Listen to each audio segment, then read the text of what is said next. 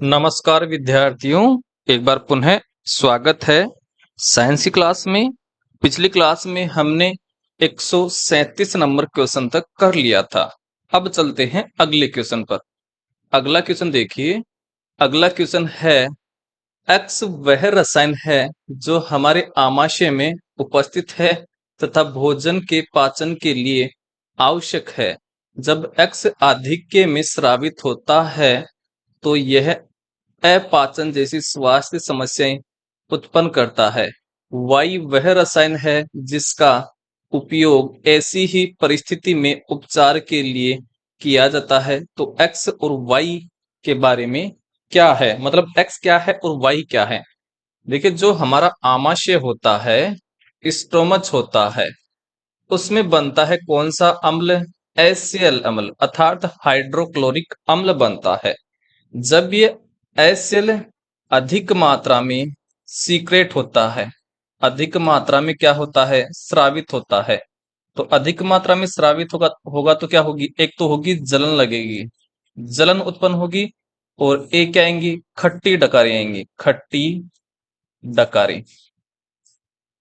तो इस जलन से अर्थात और खट्टे डकारों से राहत पाने के लिए हम डॉक्टर के पास जाते हैं। तो डॉक्टर हमें एक मेडिसिन लिख करके देता है, और एक पाउडर रूप में होता है वो मेडिसिन। तो इस एचसीएल से राहत पाने के लिए वो एक मेडिसिन लिखेगा, और उसका नाम है MgOH का होल्ड ट्वाइस। इसको बोलते हैं milk of magnesia, milk of magnesia, magnesia. और इसी का नाम क्या है? प्रति अमल है। इसी का नाम प्रति अमल है। इसके कई नाम है, और इसी का नाम क्या है? एंटेसिड है। एंटेसिड है। इसको बोलते हैं मैग्नीशियम हाइड्रोक्साइड बोलते हैं। जब हम ये MgOH का होल ट्वाइस अर्थात मिल्क ऑफ मैग्नीशिया लेते हैं, तो HCl रिएक्शन करेगा किसके साथ? MgOH का होल ट्वाइस। अर्थात ये तो क्या है? अम्ल है, और MgOH का होल ट्वाइस ये क्या है? क्षार है। जब अम्ल और क्षार आपस में अभिक्रिया करते हैं तो लवण बनता है, मतलब साल्ट बनेगा। तो साल्ट क्या बनेगा? MgCl2, मैग्नीशियम क्लोराइड, और साथ में जल बनेगा।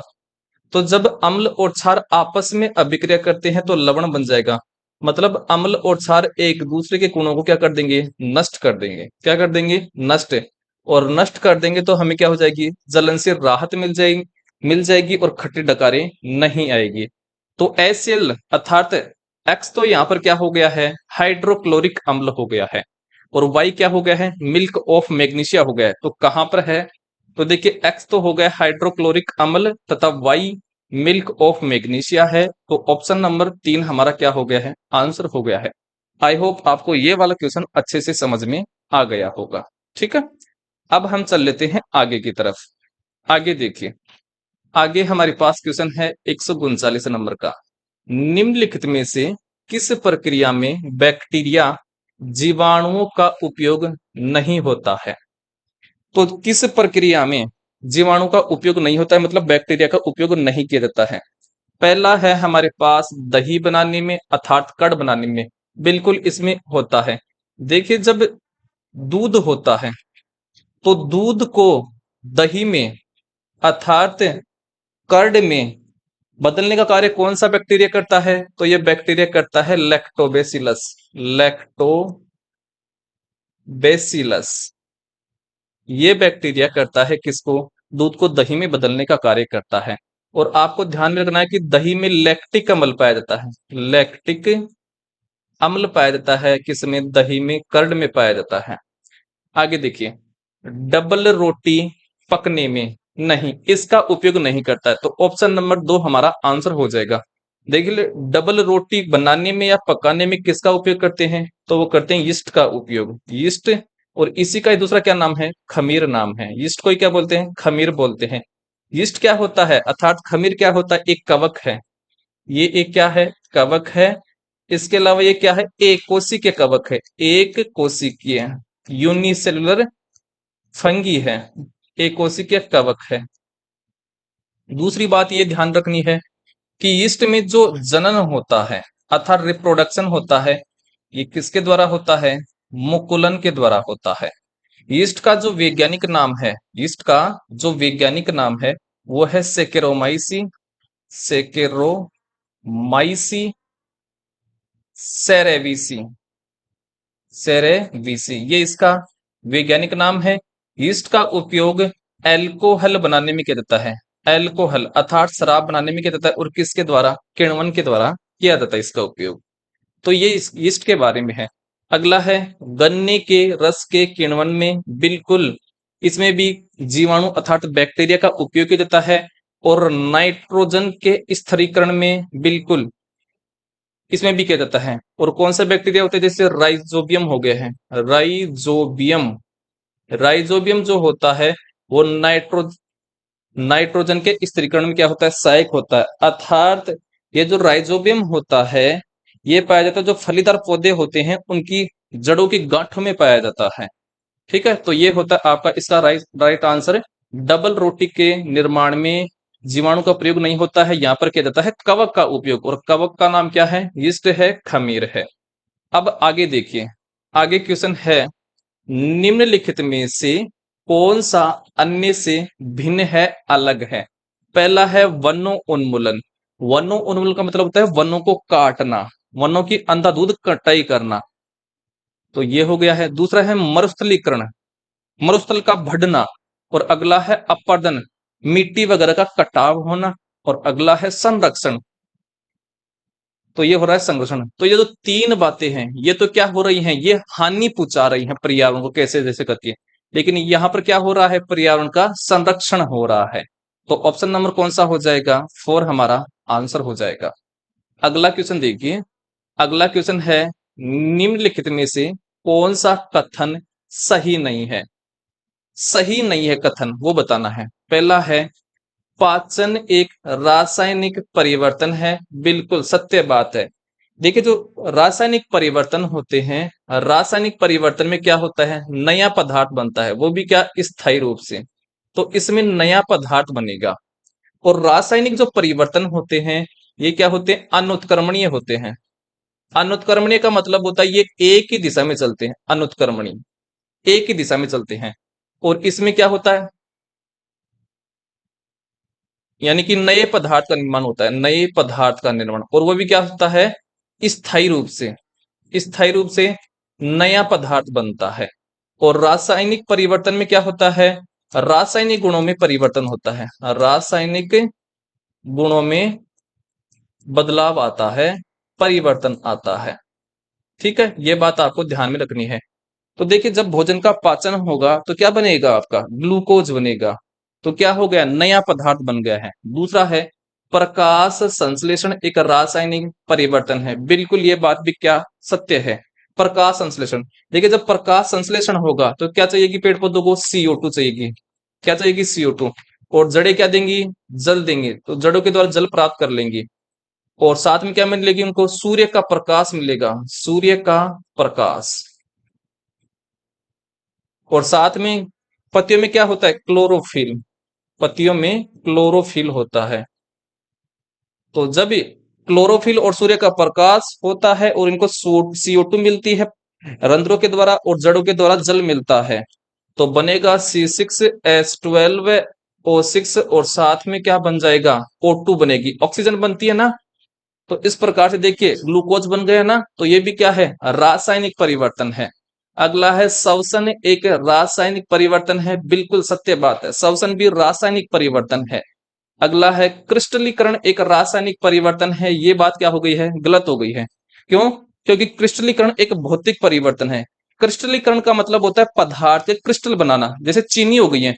चीनी क्या है? आपके मान लीजिए द्रव रूप में है, उस द्रव रूप को किस में बदल देना? क्रिस्टल रूप में। तो क्या नया पदार्थ बना? क्या नहीं, केवल अवस्था बदली है। तो जहां पर अवस्था बदलती है पदार्थ की, या फिर साइज बदलती है, आकार बदलता है, वहां पर भौतिक परिवर्तन होता है। तो ऑप्शन नंबर 4 हमारा आंसर हो जाएगा। तो भौतिक परिवर्तन में क्या होता है? भौतिक परिवर्तन, भौतिक परिवर्तन में पदार्थ की क्या क्या बदलती है? आकार बदलता है, आकृति बदलती है, इसके अलावा क्या बदलता है? अवस्था, अवस्था बदलती है। अवस्था क्या होती है? पदार्थ की तीन अवस्था होती है, जैसे ठोस, द्रव और गैस, ये होता है। ठीक है, समझ में आ गया होगा। अब चलते हैं आगे की तरफ। आगे देखिए, आगे क्वेश्चन है, कणों के साइज मतलब आकार के अनुसार कौन सा आरोही क्रम को निरूपित करता है? आरोही क्रम का मतलब होता है बढ़ता क्रम। सबसे पहले छोटा आएगा, फिर उससे बड़ा, फिर उससे बड़ा, लास्ट में सबसे बड़ा आएगा। तो इसमें से कौन सा सही है? देखिए, चट्टान है, चट्टान तो बहुत बड़ी हो गई है, मृत्तिका तो बहुत छोटी हो गई है, तो लास्ट में चट्टान आएगी। चट्टान सबके लास्ट में आएगी। चट्टान सबके लास्ट में कहां पर है? तो देखिए, इसमें तो नहीं है, तो ये तो कट गया है। इसमें भी नहीं है, कट गया है। अब ये दो बचे हैं ऑप्शन, तो देखिए, इसमें मृत्तिका है और गाद है। क्या है? मृत्तिका है और गाद है। देखिए, मृत्तिका के जो कण हैं वो क्या होते हैं? छोटे होते हैं। किससे? गाद से। तो पहले आएगी मृत्तिका, फिर आएगा गाद, फिर रेत के कण आएंगे, फिर बजरी के कण और फिर चट्टान के कण।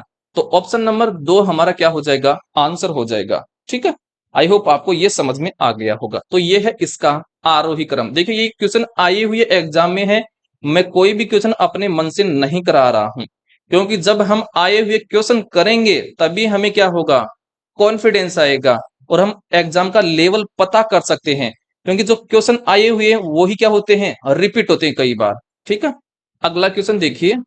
अगला क्वेश्चन है, मछली, मछली आती है किस में? किस वर्ग में आती है? मत्स्य वर्ग में। तो मछली आती है मत्स्य वर्ग में। तो मछली में क्लोम, क्लोम को बोलते हैं गिल, का कार्य होता है। तो मछली में क्लोम अर्थात गिल का कार्य क्या होता है? तो ये क्या करती है? जल में उपस्थित, क्या करती है? जल में उपस्थित विलय अर्थात जो घुलनशील ऑक्सीजन होती है उसको अवशोषित करने का कार्य करते कौन? क्लोम करते हैं। तो क्लोम का कार्य होता है जल में घुली हुई ऑक्सीजन का उपयोग करना, अवशोषित करना। तो ऑप्शन नंबर 3 हमारा क्या हो गया है? आंसर हो गया है। अगला क्वेश्चन है, यदि संयोजक तार नहीं है तो विद्युत परिपथ को पूरा करने के लिए निम्नलिखित में से किसका उपयोग किया जा सकता है? ऐसे समझ लीजिए, मान लीजिए तार है, क्या है? ये तार है और ये इतना टूट गया। क्या हो गया? इतना टूट गया है। मैं बता देता हूं आपको अच्छे से। ये मान लीजिए इतना टूट गया है और ये टुकड़ा नहीं है, इतना टुकड़ा नहीं है। तो इसकी जगह किसका उपयोग करेंगे? इनमें से पहला है कागज की पट्टी का, दूसरा है रबर की पेटी, तीसरी है लकड़ी की छड़ और चौथी है ब्लेड। तो यहां पर किसका उपयोग करेंगे? ब्लेड का। क्यों करेंगे? क्योंकि जो ब्लेड होती है, ब्लेड क्या होती है? विद्युत की चालक होती है, विद्युत की चालक होती है, कंडक्टर होती है इलेक्ट्रिसिटी की। बाकी का देखिए लकड़ी होती है, ये विद्युत क्या होती है? कुचालक होती है। मतलब इससे होकर के जो विद्युत धारा है वो प्रभावित नहीं होगी। रबर की पेटी भी क्या है? अर्थात रबर जो है वो भी क्या है? विद्युत का कुचालक है, तो इससे होकर भी विद्युत प्रवाहित नहीं होगी। और कागज की पेटी अर्थात कागज भी क्या है? विद्युत का कुचालक है, तो इससे होकर भी क्या नहीं गुजरेगी?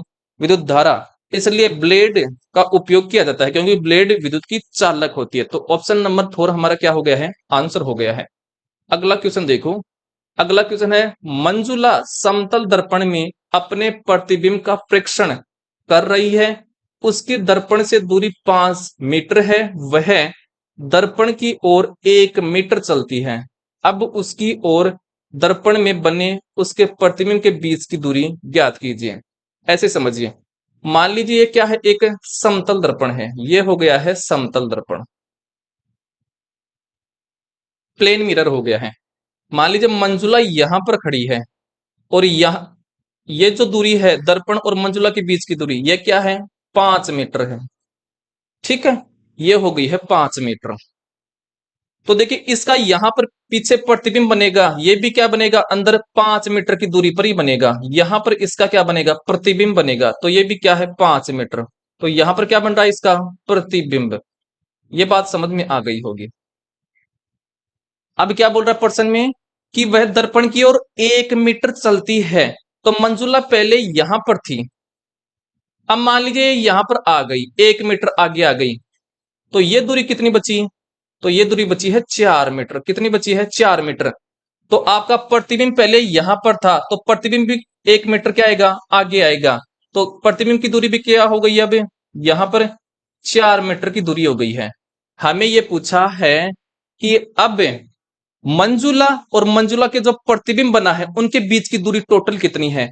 तो ये टोटल दूरी कितनी हो गई है, तो 4 तो ये है और 4 ये है, टोटल दूरी कितनी हो गई है, 8 मीटर की हो गई है। तो ऑप्शन नंबर कौन सा हो गया है, 3 हमारा आंसर हो गया है। आई होप आपको ये वाला समझ में आ गया होगा। ठीक है, और आपको ये बात ध्यान रखनी होती है कि जो समतल दर्पण होता है, समतल दर्पण की फोकस दूरी जो होती है, फोकस दूरी वो क्या होती है, आपकी अनंत होती है। और समतल दर्पण में जो प्रतिबिंब बनता है, प्रतिबिंब वो कैसा बनता है, वो बनता है आभासी। क्या बनता है, आभासी अर्थात वर्चुअल बनता है। और समतल दर्पण में कौन सी घटना होती है, पार्श्व परिवर्तन। पार्श्व परिवर्तन का मतलब क्या होता है कि व्यक्ति का दायां भाग बाईं तरफ दिखाई देगा और बायां भाग दाईं तरफ दिखाई देगा, उसको बोलते हैं पार्श्व परिवर्तन बोलते हैं। ठीक है, तो ये समतल दर्पण के बारे में बात ध्यान में रखनी होती है। और समतल दर्पण में जो प्रतिबिंब बनता है, प्रतिबिंब जो बनता है वो वस्तु के आकार के समान बनता है, वस्तु के आकार समान बनता है। मतलब जिस साइज की वस्तु होगी उसी के आकार जैसा क्या बनेगा, उसका प्रतिबिंब बनेगा। ठीक है, अब चलते हैं आगे की तरफ। आगे देखिए, कोई लोलक 3 सेकंड में 30 दोलन करता है, नीचे दिए गए कथनों में से सही कथन चुनिए। तो ऑप्शन में दे रखा है आवर्तकाल और आवर्ती के बारे में। तो पहले मैं क्या निकाल लूं, आवर्ती। आवर्ती को बोलते हैं फ्रीक्वेंसी। तो आवर्ती का सूत्र क्या होता है कि कुल दोलन या कुल कंपन बोलते हैं, कुल दोलन बोल दो या कुल कंपन, और बटे में कुल समय। दोलन कितने टोटल 30 हैं और समय कितना लिया है, 3 सेकंड। तो कितना आ गया है, 10। और आवर्ती का मात्रक होता है हर्ज, तो ये हो गया है 10 हर्ज। ये आ गई है इसकी आवर्ती। अब आवर्तकाल निकालें, तो आवर्तकाल क्या होता है, आवर्तकाल जो होता है ये आवर्ती का व्युत्क्रम होता है, तो 1/आवर्ती ऐसे है आवर्ती। तो एक आवर्ती में कितनी देर की है, 10। तो कितना आ गया है, बटे में 1 जीरो है, तो ऊपर राइट साइड में एक डिजिट छोड़ देंगे, तो 0.1।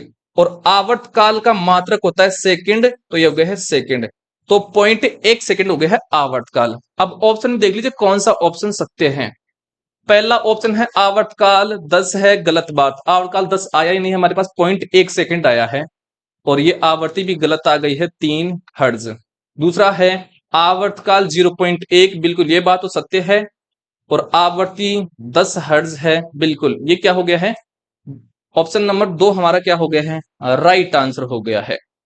तो आवर्ती और आवर्तकाल के बारे में आपको समझ में आ गया होगा। आवर्ती होती है कि कोई एक वस्तु है वो 1 सेकंड में कितने दोलन कर रही है, मतलब कितने कंपन कर रही है, वो होती है उसकी क्या, आवर्ती। या फिर आम भाषा में ऐसे समझिए कि एक छोटा बच्चा है, वो सर्दियों में 1 सेकंड में कितनी बार धूजता है, मतलब कंपन करता है सर्दी के कारण, वही क्या होता है, वस्तु की आवर्ती होती है। और आवर्तकाल क्या होता है, आवर्ती का उल्टा ही क्या होता है, मतलब व्युत्क्रम ही क्या होता है, आवर्तकाल होता है। और आवर्तकाल का मात्रक होता है सेकंड और आवर्ती का मात्रक होता है हर्ज। ठीक है, अगला क्वेश्चन देखो। अगला क्वेश्चन है गलत कथन पहचानिए। गलत कथन की पहचान करनी है। पहला है बॉल बियरिंग का उपयोग मशीन के भागों के बीच घर्षण में वृद्धि करने के लिए किया जाता है, बिल्कुल गलत बात है। बॉल बियरिंग का उपयोग जो मशीन में किया जाता है वो क्या था, घर्षण को कम करने के लिए। यहां पर वो बोल रहा है वृद्धि करने के लिए, तो यहां पर आना चाहिए था कम करने के लिए। इस कारण ये गलत हो गया है वृद्धि लिखने से। दूसरा है पृथ्वी पर संपर्क में रहने रखे दो पृष्ठों के बीच घर्षण कभी भी समाप्त नहीं किया जा सकता है, बिल्कुल सत्य बात है। क्योंकि अगर घर्षण नहीं होगा तो हम पृथ्वी पर चल भी नहीं सकते हैं, क्योंकि घर्षण ही हमें क्या करता है, चलने में हमारी मदद करता है। ठीक है, अगला है लोटनिक घर्षण सर्पी घर्षण से कम होता है। तो लोटनिक घर्षण होता है वो सब सर्पी घर्षण क्या होता है, कम होता है, ये बात भी क्या है, सत्य है। तो जो लौटने की, जिसको बोलते हैं रोलिंग फ्रिक्शन, रोलिंग फ्रिक्शन मैं आपको समझा देता हूं, रोलिंग फ्रिक्शन। और सर्पिक सर्पिक घर्षण क्या होता है, स्लाइडिंग, स्लाइडिंग फ्रिक्शन। फ्रिक्शन का मतलब क्या होता है, किसी वस्तु को रोकना, वो क्या होता है, फ्रिक्शन, अवरोध उत्पन्न करना। जैसे रोलिंग के बारे में बताता हूं, जैसे गेंद है, क्या है, गेंद है, गेंद को हम धक्का दें तो गेंद को धक्का देना क्या है, कमजोर आएगा। एक आपके पास क्या है, एक पत्थर है, क्या है, पत्थर है, पत्थर को आप धक्का दोगे, पत्थर को धक्का दोगे तो किसमें ज्यादा जोर आएगा, पत्थर को धक्का देने में। तो ये होता है आपका स्लाइडिंग फ्रिक्शन। जब हम किसी वस्तु को धक्का देते हैं तो वो होता है स्लाइडिंग फ्रिक्शन। लेकिन जब हम गेंद को धक्का देते हैं तो गेंद क्या होगी, पूरी घूमेगी, ठीक है, 360 डिग्री पर घूमेगी। क्या ये वस्तु घूमेगी क्या 360 डिग्री पर, तो जो 360 डिग्री पर घूमती है वो वस्तु, उसको बोलते हैं रोलिंग फ्रिक्शन। और स्लाइडिंग फ्रिक्शन क्या होता है, कोई वस्तु को घसीटना, वो क्या कहलाता है, स्लाइडिंग फ्रिक्शन। तो यहां पर क्या लग रहा है, फ्रिक्शन ज्यादा लग रहा है स्लाइडिंग में, और रोलिंग में क्या लग रहा है, कम फ्रिक्शन लग रहा है। तो रोलिंग फ्रिक्शन का मान क्या हो गया, कम हो गया, और स्लाइडिंग फ्रिक्शन का मान ज्यादा हो गया है, ठीक है। तो रोलिंग फ्रिक्शन का मान कम और स्लाइडिंग का अधिक, ये आपको समझ में आ गया होगा। अगला देखिए, किसी तरल में गति करते किसी पिंड पर घर्षण बल उसकी आकृति पर निर्भर करता है, बिल्कुल ये बात सत्य है। जैसे आपने देखा होगा कि इस प्रकार का एक तालाब होता है, क्या होता है, तालाब होता है। तालाब में क्या है, पानी है, वाटर है, ये लीजिए वाटर है तालाब में। एक तो मान लीजिए एक टायर रहता है, ये लीजिए टायर रहता है, और एक पत्थर है, मान लीजिए मोटा पत्थर, और मान लीजिए एक वस्तु है ऐसे टेढ़ी मेढ़ी। तो घर्षण बल जो होता है वो इसकी आकृति पर निर्भर करता है, वस्तुओं की आकृति पर, ठीक है। तो ये बात भी क्या है आपकी, सत्य है। तो कौन सी सत्य नहीं है, पहली, क्योंकि क्योंकि बॉल बेयरिंग का उपयोग घर्षण को कम करने के लिए किया जाता है। अगला क्वेश्चन देखो, अगला क्वेश्चन है, निम्नलिखित में से कौन सा कथन सत्य है, सत्य कथन की पहचान करनी है। पहला है, आयरन जिंक सल्फेट विलयन से जिंक को विस्थापित कर देता है, बिल्कुल गलत बात है। कैसे, ये बोल रहा है कि जब Fe की अभिक्रिया जब हम ZnSO4 के साथ कराते हैं तो ये बोल रहा है कि ये अभिक्रिया होगी, और प्रोडक्ट बोल रहा है कि जिंक, ये बोल रहा है कि जो Fe है ये धक्का दे देगा किसको, जिंक को, और जिंक की जगह खुद बैठ जाएगा। तो ये बोल रहा है कि FeSO4 बनेगा और साथ में जिंक बनेगा, लेकिन ये अभिक्रिया होगी नहीं है। क्यों, क्योंकि जो Fe है वो क्या है, कम क्रियाशील है, और Zn क्या है, अधिक क्रियाशील है। या फिर ऐसे समझिए, Fe कम पावरफुल है और Zn अधिक पावरफुल है। तो क्या Fe धक्का दे सकता है क्या Zn को, नहीं दे सकता, तो अभिक्रिया भी नहीं होगी, ठीक है। तो यह अभिक्रिया नहीं होगी। दूसरा है, जिंक कॉपर सल्फेट विलयन से कॉपर को विस्थापित कर देता है, ये बात सत्य है। कैसे, कि जब Zn की विक्रिया हम CuSO4 के साथ कराते हैं तो देखिए Zn क्या है, अधिक पावरफुल है, किससे, Cu से। तो Zn Cu को धक्का देगा और बाहर निकाल देगा इसको, मतलब विस्थापित कर देगा। तो अभिक्रिया क्या बन जाएगी, ZnSO4 और प्लस में क्या बन जाएगा, Cu। तो ये इस प्रकार से अभिक्रिया हो जाएगी। तो ये आपका सत्य है। दूसरा है, तीसरा है, कॉपर आयरन सल्फेट विलयन से आयरन को विस्थापित कर देता है, ये बात भी क्या है, गलत है। कैसे, ये बोल रहा है कि जब कॉपर की अभिक्रिया हम कराते हैं FeSO4 के साथ तो अभिक्रिया होगी, तो अभिक्रिया होगी नहीं, क्यों, क्योंकि कॉपर जो है ये क्या है, कम क्रियाशील है, किससे, Fe से, क्योंकि Fe अधिक क्रियाशील है। तो कॉपर ये इसको धक्का नहीं दे पाएगा, मतलब विस्थापित नहीं कर पाएगा, तो अभिक्रिया भी नहीं होगी, तो ये अभिक्रिया नहीं होगी। तो ये बात भी गलत हो गई है। तो कौन सा ऑप्शन हो गया है, बी हमारा आंसर हो गया है। अब आपको कौन अधिक पावरफुल है, कौन कम क्रियाशील है, इसके लिए आपको एक सारणी याद करनी है, ठीक है। याद कैसे करनी है मैं बता दूंगा, एक बार मैं लिख देता हूं।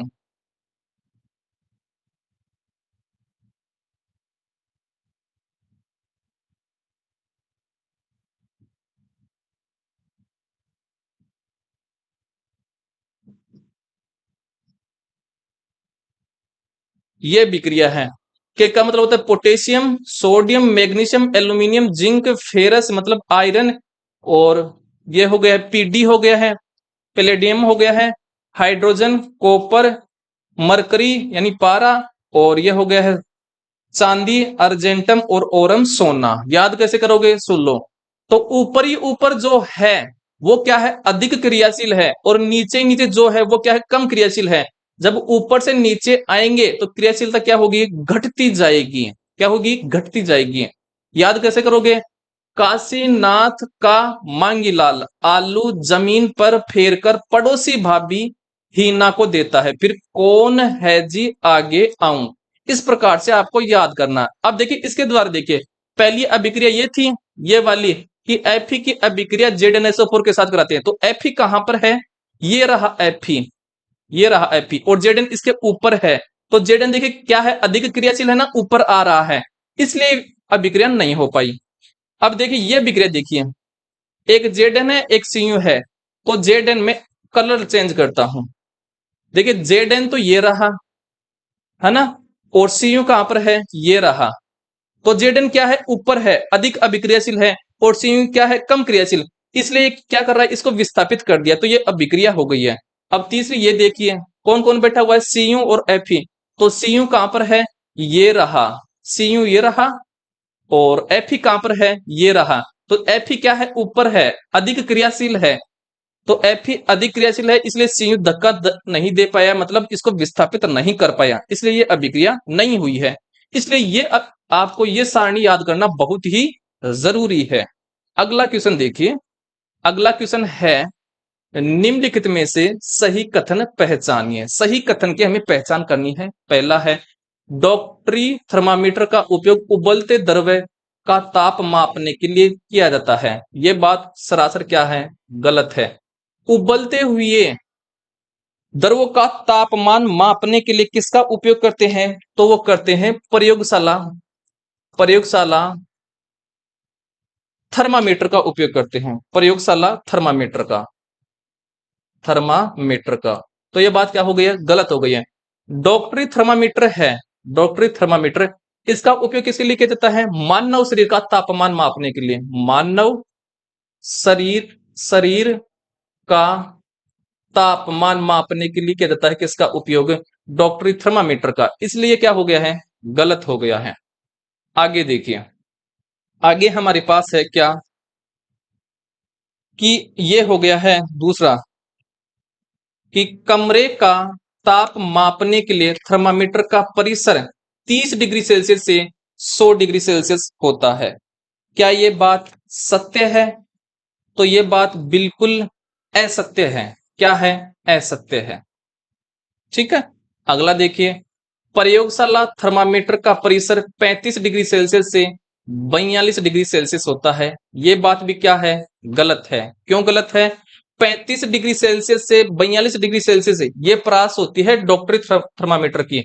तो आपका जो डॉक्टरी थर्मामीटर हो गया है, डॉक्टरी थर्मामीटर, थर्मामीटर इसकी परास क्या होती है 35 डिग्री सेल्सियस से, और ये होती है 42 डिग्री सेल्सियस तक। तो प्रयोगशाला जो तापमापी है इसकी परास क्या होती है, तो इसकी परास होती है क्या, इसकी परास होती है -10 डिग्री सेल्सियस से 110 डिग्री सेल्सियस, ये होती है इसकी परास। तो -10 डिग्री सेल्सियस से लेकर के 110 डिग्री सेल्सियस होती है प्रयोगशाला तापमापी की परास। अगला है प्रयोगशाला थर्मामीटर का परिसर डॉक्टरी थर्मामीटर से अधिक है। यह बात सत्य है। देखिए प्रयोगशाला थर्मामीटर की रेंज ज्यादा है और डॉक्टरी थर्मामीटर की रेंज क्या है कम है ना। तो प्रयोगशाला थर्मामीटर की परिसर क्या है मतलब रेंज क्या है ज्यादा है किसे डॉक्टरी थर्मामीटर से। ठीक है। और देखिए कमरे का तापमान मापने के लिए भी किसका उपयोग करते हैं, ये करते हैं प्रयोगशाला थर्मामीटर का। और हमें यहां पर क्या दे रखा है मापने के लिए थर्मामीटर का उपयोग करते हैं। और वो कौन से का करते हैं, तो ये इसका करते हैं। तो कमरे का ताप मापने के लिए भी, कमरे का ताप मापने के लिए भी आपका करते हैं प्रयोगशाला थर्मामीटर का। तो ऑप्शन नंबर कौन सा हो गया कि कौन सा सत्य है, 4 हमारा सत्य है। ऑप्शन नंबर 4 हो गया है आंसर। अगला क्वेश्चन देखो, अगला क्वेश्चन है गलत कथन पहचानिए। गलत कथन की हमें क्या करनी है, पहचान करनी है।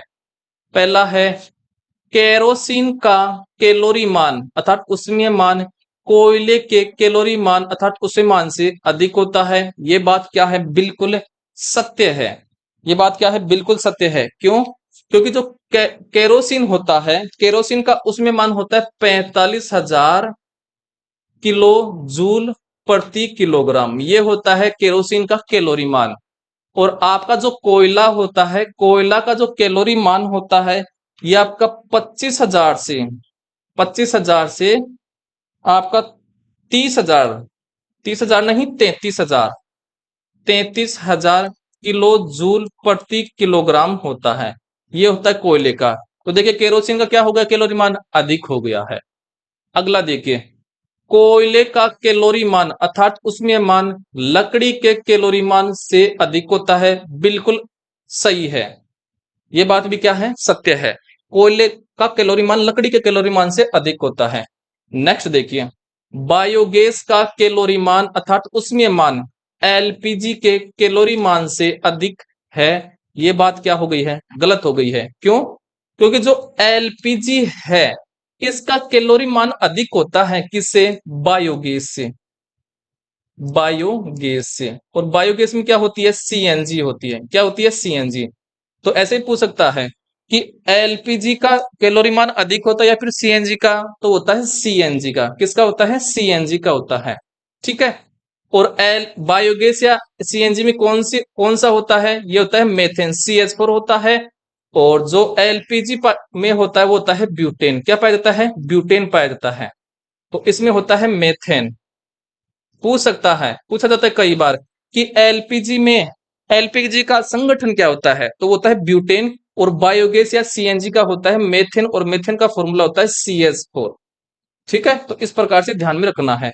अगला है सीएनजी का कैलोरी मान अर्थात उसमें मान डीजल के कैलोरी मान से अधिक होता है। बिल्कुल सत्य बात है। ये बात क्या है, सत्य है। देखिए वर्तमान में डीजल की जगह सीएनजी चल रहा है और अधिक क्या दे रही है, वो परफॉर्मेंस दे रही है, मतलब अधिक ऊर्जा देती है। तो सीएनजी का कैलोरी मान किससे अधिक है, डीजल से अधिक है। डीजल से अधिक है। अब आपको ध्यान में रखना है कि एलपीजी का पूरा नाम क्या है, तो एलपीजी का पूरा नाम है लिक्विफाइड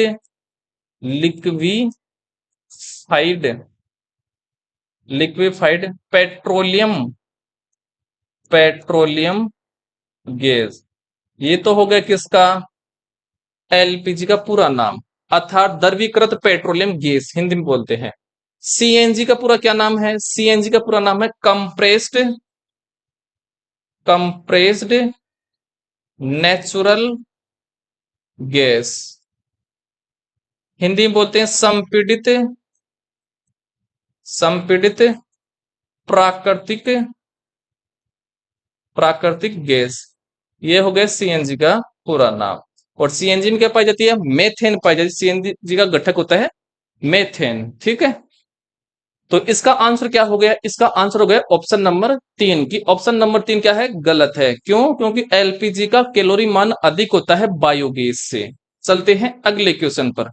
अगला क्वेश्चन है 151 नंबर का। निम्नलिखित में से गलत कथन पहचानिए। पहला है पृथ्वी की अपने अक्ष पर गति आवर्त गति है। बिल्कुल सत्य बात क्या है, आवर्त गति क्या होती है कि कोई वस्तु अगर क्या कर रही है, कंपन कर रही है, दोलन कर रही है, तो वो निश्चित समय बाद में वो अपनी गति को दोहराए, उसको क्या बोलते हैं, आवर्त गति कहते हैं। देखिए पृथ्वी होती है 24 घंटे बाद में दोबारा से अपनी गति को दोहराती है।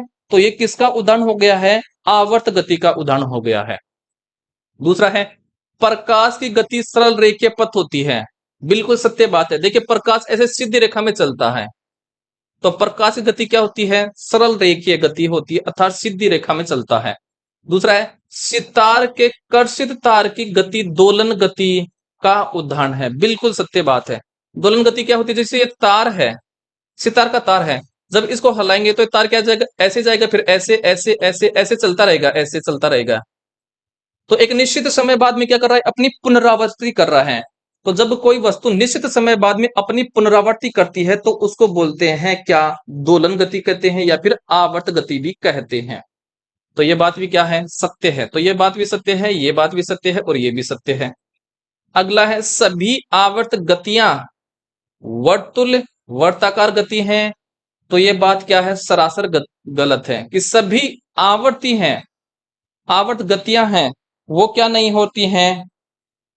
वर्ताकार गति नहीं होती। जैसे सरल लोलक की गति, सरल लोलक सिंपल पेंडुलम जो होता है ना, उसकी गति जो होती है ये आवर्त गति तो है लेकिन वर्तुल गति अर्थात वर्ताकार गति नहीं होती है। कैसे? वर्ताकार गति तो ऐसे वर्त के रूप में ऐसे होगी, गोल रूप में होगी। और पेंडुलम जो होता है ऐसे, ये पेंडुलम होता है, ये कभी इस तरफ जाएगा फिर कभी इस तरफ जाएगा, इस तरफ जाएगा, ये अपनी गति को ऐसे दोहराएगा। क्या ये एक वर्त के रूप में गति कर रहा है? क्या नहीं कर रहा है। तो ये क्या वर्ताकार गति हुई? नहीं हुई। तो सभी आवर्ती गतियां वर्तुल गतियां नहीं होती। ये बात क्या हो गई है? गलत होते हैं। अगर ऐसे होता है सभी आवर्त गतियां वर्तुल अर्थात वर्ताकार गतियां हो सकती हैं तब ये बात सत्य थी, लेकिन सभी आवर्त गतियां नहीं होंगी। तो ऑप्शन नंबर 4 हमारा क्या हो गया है? आंसर हो गया है। ठीक है, तो देखिए हमने 151 क्वेश्चन कर लिए हैं। आगे क्वेश्चन देखिए 152 नंबर का। 152 नंबर का क्वेश्चन है और लास्ट क्वेश्चन है क्लास का। समतल दर्पणों में बनने वाले प्रतिबिंबों के संबंध में नीचे दिए गए कौन से कथन सत्य हैं? पहला है प्रतिबिंब सीधा बनता है। बिल्कुल ये बात क्या है? सत्य है कि प्रतिबिंब जो होता है वो हमेशा समतल दर्पण में सीधा बनता है। दूसरा है प्रतिबिंब वास्तविक होता है। गलत बात है, प्रतिबिंब आभासी बनता है, वर्चुअल बनता है, रियल नहीं बनता है। आभासी प्रतिबिंब बनेगा। अगला है प्रतिबिंब पार्श्व परिवर्तित होता है। बिल्कुल सत्य बात है। पार्श्व परिवर्तित का मतलब होता है व्यक्ति का दायां भाग बाईं तरफ दिखाई देगा और बायां भाग दाईं तरफ दिखाई देगा। ये होता है समतल दर्पण में, उसको बोलते हैं पार्श्व परिवर्तन। अगला है प्रतिबिंब का साइज मतलब आकृति बिंब के साइज के बराबर होता है। ये बात भी क्या है? सत्य है। तो ए सी और डी कौन सा हो गया है? ए सी डी ऑप्शन नंबर 2 हमारा हो गया है आंसर। ठीक है, तो एक बात ये ध्यान में रखने की, जो समतल दर्पण होता है, समतल दर्पण, इसकी जो फोकस दूरी है, फोकस दूरी, ये क्या होती है? अनंत होती है, इनफाइनाइट होती है। क्या होती है? अनंत होती है। ये बात भी आपको ध्यान में रखनी है। ठीक है, तो ये हो गए आज की क्लास के क्वेश्चन। क्लास कैसी लगी ये आपको कमेंट करके अवश्य बताना है। हम मिलते हैं आपको नेक्स्ट क्लास में, तब तक के लिए जय हिंद, वंदे मातरम दोस्तों।